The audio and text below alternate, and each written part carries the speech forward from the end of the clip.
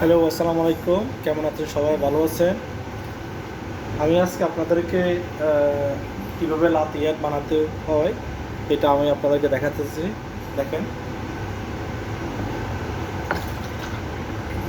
So আগে আপনি দুধটা ডালবেন পরিমাণে যতটুকু আসে সাইজ হিসাবে।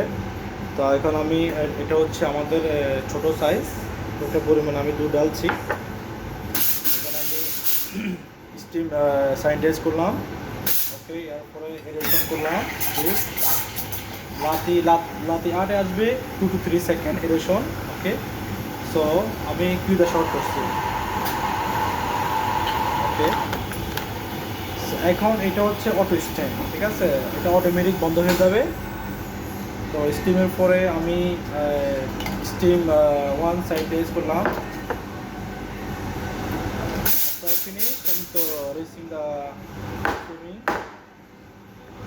So পরে দুধ স্টিমিং শেষ হওয়ার পরে আপনি এটা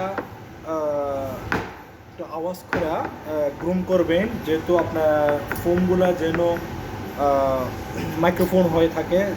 এমনকি আপনি এটা মিক্স করবেন দুধটা ফোমগুলা যাওয়ার জন্য।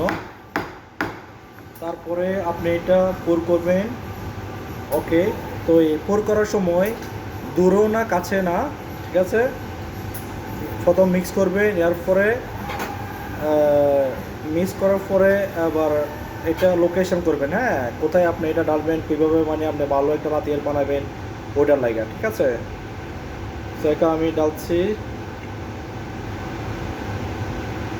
এরপরে আমি একটু দূরত্ব রাখি এঙ্গেল করলাম। তো আমার লাতিয়াটা শেষ। আসলে তেমনটা ভালো হয় নাই, ঠিক আছে? তারপর আমি লার্ন করতেছি, শিখতেছি। ইনশাল্লাহ সামনের দিকে ভালো চেষ্টা করবো। সবাই ভালো থাকবেন, সুস্থ থাকবেন। আল্লাহ হাফেজ।